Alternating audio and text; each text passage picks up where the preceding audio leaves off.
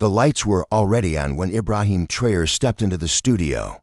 The cameras, makeup crew, and a backdrop featuring the British flag bathed in soft blue lighting made it clear. This was Piers Morgan's arena, his home turf. Piers was already seated, legs crossed, pen in hand, with his signature smug grin. "Welcome, President Traoré," he said, his voice polite but edged with challenge. "Let's get right into it, shall we?" Traoré nodded, no smile, no flattery. Piers leaned in. "A lot of people say your movement is about freedom, but from the outside, it looks like something else. Authoritarian moves, nationalization, military parades. Come on, be honest. You don't want justice, you just want power." He fired early, just the way he liked it. The studio crew still behind the cameras, sensing the setup. This was Piers' trademark, an ambush wrapped in civility. But Traoré didn't flinch. He let the silence stretch, then calmly said, "No, Mr. Morgan, I don't want power. I want freedom." Piers raised an eyebrow. Traoré continued, "Freedom is when a nation doesn't need permission to feed its own people, when its gold stays in its ground, when its children don't grow up learning someone else's anthem." He shifted slightly in his seat, gaze unwavering. "You see power because you've never had to ask for freedom." Piers blinked, his rhythm momentarily off. "I don't seek domination," Traoré added. "I seek dignity, and maybe that looks dangerous to those who built their empires on the silence of others." Now, the room was quiet, not from surprise, but because something had landed. Piers leaned back, forcing a chuckle. "Well, this will be interesting," he said. But it already was. He thought it would be just another interview. He didn't realize he'd invited a revolution into his studio. Piers shuffled his notes with rehearsed ease, but his eyes betrayed him scanning, recalculating. The opening exchange hadn't gone his way. He usually shook guests, but not this one. He leaned in again, voice smooth but laced with a new caution. "Freedom's a noble word, Mr. Traoré, but the world's watching what you do, not what you say. Censorship, military expansion, pushing out NGOs. Is that what freedom looks like to you?" Piers glanced at the camera, like a man tossing bait into still water, expecting a reaction. But Traoré didn't bite. Calmly folding his hands, he replied, "You confuse freedom with permission. I don't censor truth, I reject propaganda. I don't silence opposition, I silence exploitation." Piers chuckled, tilting his head. "So, you get to decide which is which. I don't decide it." Traoré said, "History already did." He paused, letting it settle. "You ask me about NGOs." He added, "But tell me, how many fed us without filming it? How many helped without first asking what they could take?" The studio fell into silence. Piers shifted. "We're talking about accountability?" "No," Traoré said, locking eyes with him. "You're talking about obedience. And I wasn't raised to obey foreign voices that show up late and leave early." The line wasn't loud, it was heavy. "Freedom," he continued, "is the ability to say no to systems that benefit from your yes. And if you think that's dangerous, maybe you've forgotten what freedom really means." Even the sound technician had stopped moving. The words weren't for performance. They were pressure, precise and unshaken. For the first time, Piers wasn't guiding the pace, he was chasing it. So he shifted strategy when pressure didn't work. He reached for moral superiority. "Let's be clear," he said, voice more composed now. "You criticize Western influence, but your country still uses Western medicine, Western education models, Western banking. Isn't that a bit hypocritical?" He leaned back like he'd scored a point, but Traoré didn't flinch. He nodded, slow, uncertain. "You're right," he said. "We inherited systems we didn't build.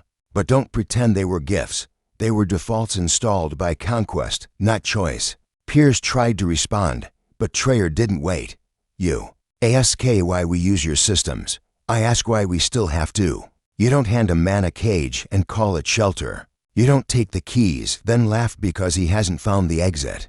He leaned forward just enough to shift the power dynamic. "You want to talk about hypocrisy? Your media praises democracy but supports coups when the ballot doesn't serve your interests. You preach rule of law, yet twist it when your allies break it." Piers glanced down at his notepad, searching for a comeback, but found nothing there. Traoré kept going. "I'm not ashamed of using what already exists. I'm ashamed we were never given the chance to build our own. He let that settle. That's the real difference between power and freedom. Power imposes, freedom creates. The room was silent, the energy shifting. For the first time in his long career of dominating interviews, Piers Morgan looked like the guest. He gave a forced chuckle. "You're a smooth talker, I'll give you that," he said, his voice rising with thin frustration. "But let's not romanticize rebellion. You talk about freedom, but freedom also means responsibility, stability, transparency, and I don't see much of that in your record." He expected applause or at least some support from the studio, but silence followed. Traoré wasn't playing his game, he was rewriting the rules. Stability, Traoré repeated slowly, is a word colonizers use to excuse occupation. You built stable systems on top of broken ones, then called it progress. Piers raised an eyebrow. "So you're saying the West is the problem?" "No," Traoré answered calmly. "I'm saying the West created the problems, then sold itself as the solution." The air grew heavier. "You define transparency as letting foreign auditors look into our accounts while ignoring the shell companies, hiding your stolen assets. You define responsibility as going to global lenders who never lent with fairness or trust." Piers wasn't just losing the conversation, he was losing control of the room. Traoré slightly turned in his chair, now addressing the cameras more than Piers. "You say we lack transparency. I say we're finally too visible to ignore. You say we're unstable. I say we're no longer static." Then he turned back to Piers and said, "You laughed, Mr. Morgan, but no one else did because the world has heard your voice long enough. Now it's hearing ours." For a man known for interruptions, Piers Morgan had nothing to say, and in that moment, the interview no longer belonged to him. As he grasped to reclaim authority, he pointed to the camera and asked if Traoré could truly say his country was free, accusing him of silencing dissent and restricting the press. But Traoré met the lens with quiet conviction.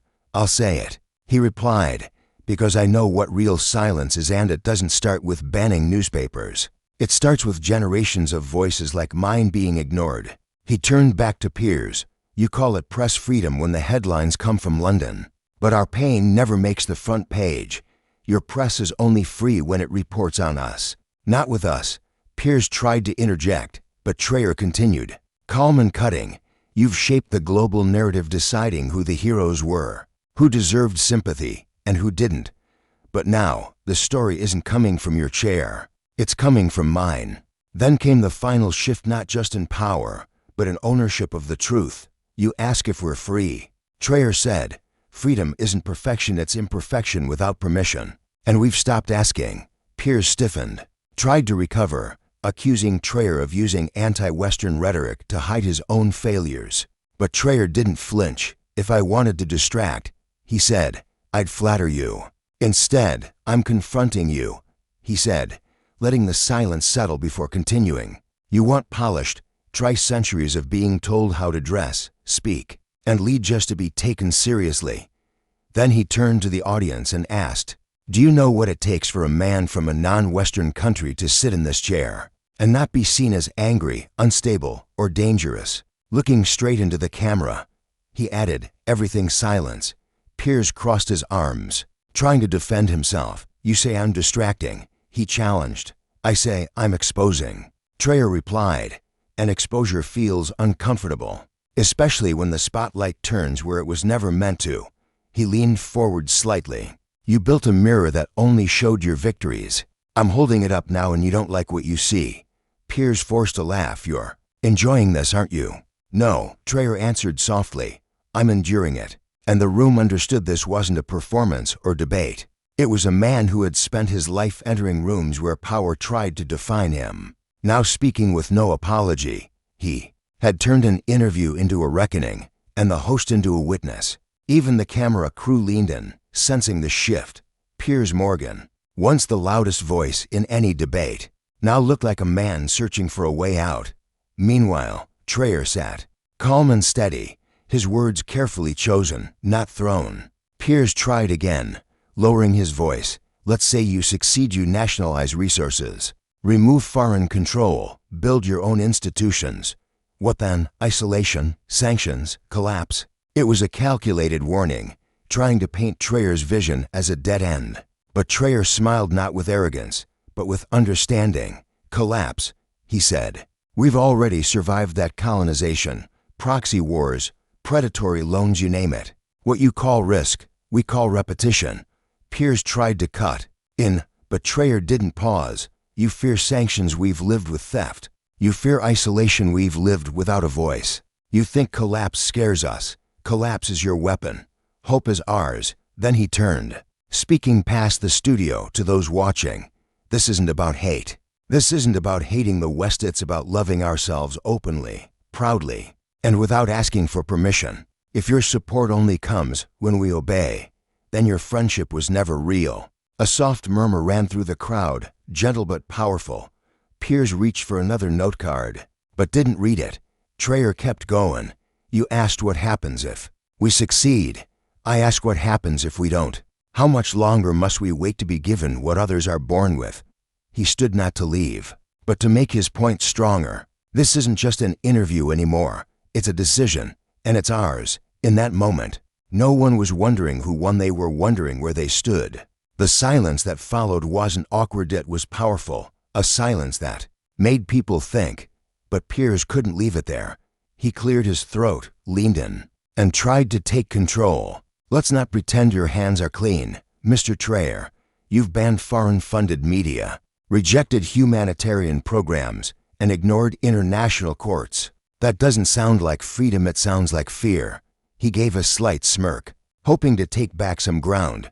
But Traor replied without hesitation. Fear is following orders that don't help your people.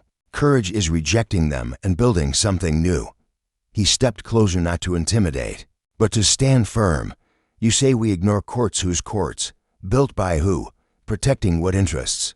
I don't fear being judged, I fear fake justice. Piers tried to respond, but Traor raised his hand, not to shut him up, but to finish. You say I banned media. No, I removed messengers who brought poison disguised as kindness. We've heard their stories before, their cameras. Come for our pain, never our progress. He took one final step, standing close enough for the camera to frame them both clearly. I'm not afraid of being criticized. I'm afraid of silence, the silence our people suffered while others enjoyed peace built on our silence. Even the crew looked shaken. Traor turned to the crowd. If I must stand alone to speak the truth, I will, but I know I'm not alone anymore. And that's when everyone realized Piers hadn't just lost control of the interview. The debate wasn't his anymore. Piers hadn't just lost control. He had lost the power to define it. He had interviewed presidents, princes, and prime ministers, making many of them sweat, stumble, or apologize. But now, he sat across from a man who didn't back down and didn't show regret. And the silence that filled the room wasn't defeat, it was realization. You know, Piers finally said in a quieter voice, a lot of people watching must be wondering why you even came here. You knew what kind of show this is. Traor nodded. I came because I don't fear the fire. I came because too many were burned before me without ever getting a chance to speak. He paused. I came to say something in your space so those who've only heard your voice could finally hear mine. He turned to the camera. To those watching, especially those from countries always talked about, but never spoken for you. Don't need to copy empires to prove your worth. You don't need anyone's permission to reclaim what was always yours. Piers leaned back, hands clasped, realizing the weight in the room had permanently shifted. Traor didn't gloat or raise his voice. He simply stayed still and present, holding the moment like he had earned it. You once asked if I just wanted power, he said calmly. But power is fragile. Empires fall. Flags fade. Even wealth can disappear. He looked directly at Piers. But freedom lasts beyond all of that. That's what I came for. No one said cut. No moderator stepped in. There was no outro music. For the first time on this set, the ending wasn't planned, it was owned. The cameras kept rolling when Ibrahim Traoré stood up. He didn't shake Piers's hand, not to be rude, but because the moment had outgrown formality. This wasn't just a show anymore. It had become a statement, a disruption, a turning point. Piers stayed seated, hands together, watching Traoré leave. He didn't speak. He didn't interrupt. He couldn't. His usual tactic: sarcasm, control. Spin had failed against someone who spoke with pure clarity. The crew remained quiet. Traoré walked past the lights, past the producers, past the polished setup of broadcast news comm. Steady and complete. He wasn't celebrating, he was just finished. Then a young journalist standing near the hallway rushed to catch up, microphone half-phrased, voice shaking, and asked, "President Traoré, if you could sum up what just happened in that room, what would you call it?" The journalist asked. He paused, turned slowly, and without hesitation replied, "I'd call it a correction." She blinked. "A correction of what?" "Of whose voice matters," he said, "and who gets to speak without being filtered through fear." Then he walked away. Back inside, Piers sat in the quiet, staring at the cameras and his own reflection on the monitor. He had invited a guest, but the world had met a standard. Traoré hadn't argued, attacked, or performed. He had simply spoken, and his words refused to fade. This was never about whether he wanted power. It was about a man who came seeking freedom and made everyone watching wonder if they'd ever truly had it. He didn't raise his voice, beg for approval, or ask to be understood. He just spoke. And the man who had built a career asking hard questions suddenly had none left. Piers came armed with reputation, spotlight, and legacy, but Traoré came with something sharper: conviction. He didn't avoid the fire, he walked through it.